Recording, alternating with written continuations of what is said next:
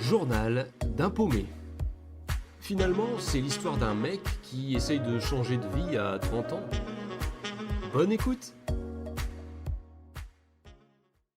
Il y a quelque temps, j'avais participé à un tournage. C'était pour un documentaire qui allait être diffusé dans le cadre du 13h15 sur France Télévisions. Et j'avais gardé un bon souvenir de ce tournage parce que la boîte de prod était assez petite, donc il y avait une ambiance assez familiale. On n'était pas beaucoup de comédiens sur place, donc on était très facilement sollicité, assez utile, et ça fait du bien, parce qu'il y a des tournages où c'est vrai, on se sent vraiment des fois un peu comme du bétail, surtout dans tout ce qui est acteur de complément, en particulier la figuration. Donc lorsque j'ai retrouvé une annonce là présentée par la même directrice de casting que pour le précédent documentaire, j'ai pas hésité à postuler parce que je me suis dit à tous les coups c'est pour la même boîte de prod. Et en effet, la boîte de prod en question était à l'origine de cette annonce parce qu'elle devait faire un documentaire sur un sportif qui a connu la Deuxième Guerre mondiale. Et pareil, c'est un documentaire diffusé dans le cadre du 13h15. D'ailleurs, n'hésitez pas à aller voir l'épisode tournage pour le 13h15 pour ceux qui l'ont pas vu et pour ceux que ça intéresse. Suite à ma candidature, j'ai été pris.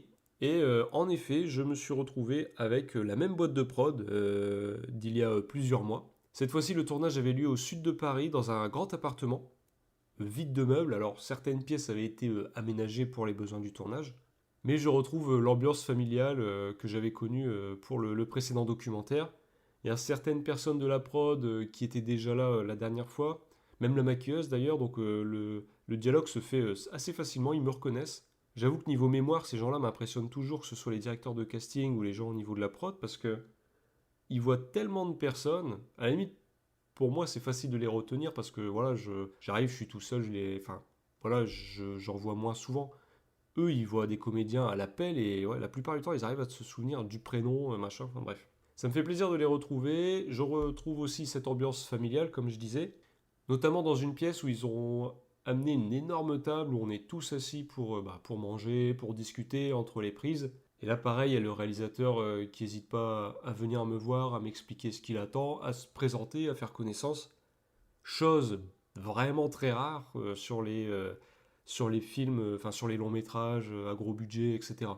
Surtout, comme je disais tout à l'heure, pour tout ce qui est acteur de complément ou figuration. Donc là, cette fois-ci, j'incarne un journaliste dans les années 30-40. Et en fait, dans ce documentaire, il y a un narrateur. Le narrateur est lui-même journaliste et il suit un peu l'actualité du sportif en question selon les différentes périodes, notamment celle de la Deuxième Guerre mondiale et celle de l'après-guerre. Et quant à moi, eh bien, je suis un des collègues de ce narrateur. Donc j'ai pas mal de séquences dans une rédaction. Ils ont aménagé une des pièces de l'appartement comme une grande salle de rédaction pour des journalistes. Donc on retrouve des petites tables avec des machines à écrire de l'époque, un grand tableau où il y a la maquette du journal qui sont censés publier le lendemain. Au fond, il y a le bureau du chef de la rédaction. Et nous, voilà, on est habillés en tenue d'époque et on doit circuler à travers la pièce. Donc moi, notamment, on me demande d'aller chercher des photos, d'aller les donner au gars qui est en train de concevoir la maquette du prochain numéro du journal. On me dit d'aller ensuite faire le point avec le chef de la rédaction. Il n'y a pas de texte dans le sens où ces documentaires-là, en fait, ils sont muets. Ce sont que des images pour illustrer. Il n'y aura pas de son. Donc en fait, on peut parler un peu comme ça. Il n'y aura rien d'enregistré.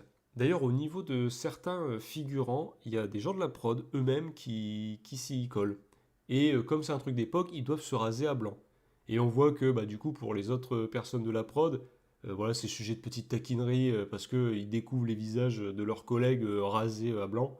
Et voilà, ça fait quelques petits chocs. Donc, enfin, vraiment, c'est très détente au niveau de l'ambiance.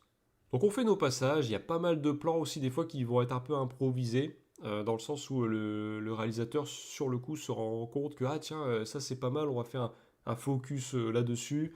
En fait, ils se permettent de tester des choses. C'est moins quadrillé, on va dire, que lors d'un tournage de long métrage, où là, des fois, quand j'avais fait notamment le tournage d'époque, on voyait, c'était, enfin, sur une journée de tournage, à un moment, il y avait le même plan qui durait 2 minutes à peine, qui a été fait et refait quasiment sur l'entièreté de la journée. Alors que là, on voyait que il y avait vraiment place à l'impro. On incluait même de nouvelles scènes, de nouvelles choses, de nouvelles interactions entre les personnages, etc.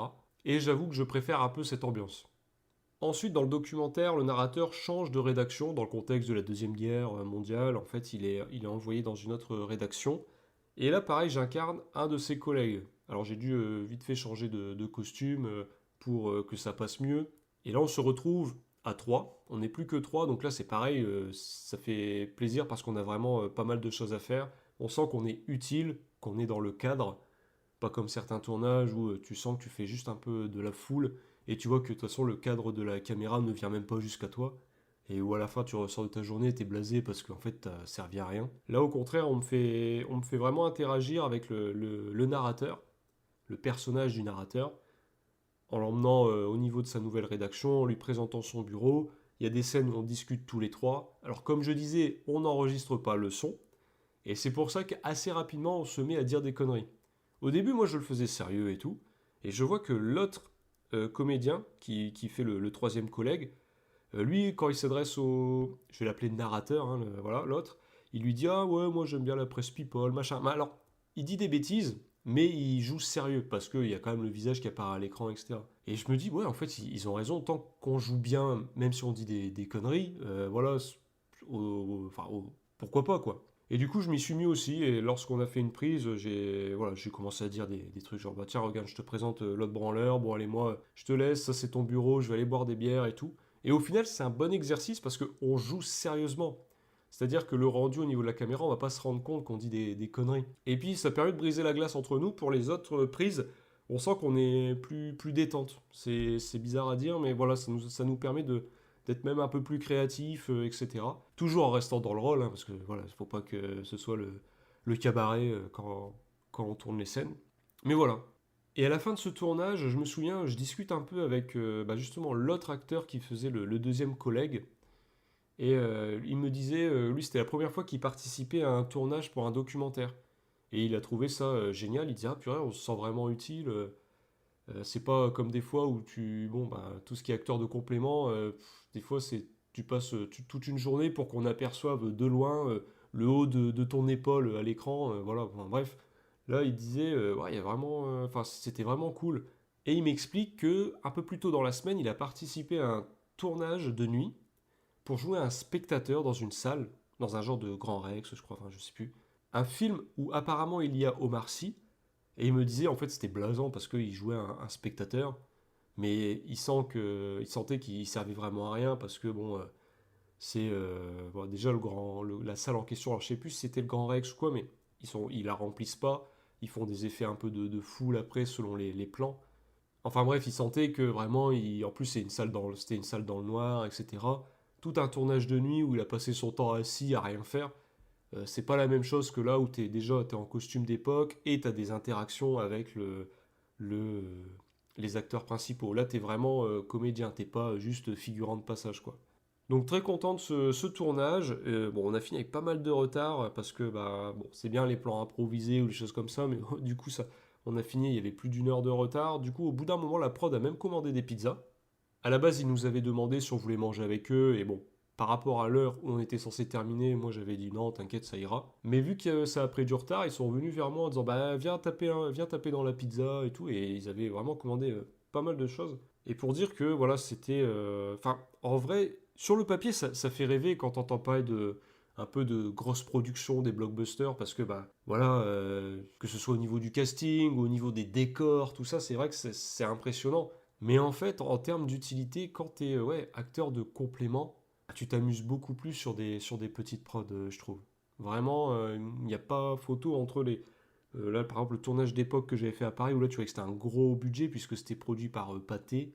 Et là, les deux petits tournages que j'ai fait pour des documentaires, bah franchement, je me suis beaucoup plus amusé sur ces tournages-là. Donc, bon. Après, ce sont des expériences différentes. Mais je comprends ceux qui privilégient tout ce qui est voilà, petite prod, film indépendant, etc. Je les comprends. Journal d'un paumé, raconté par le paumé en question.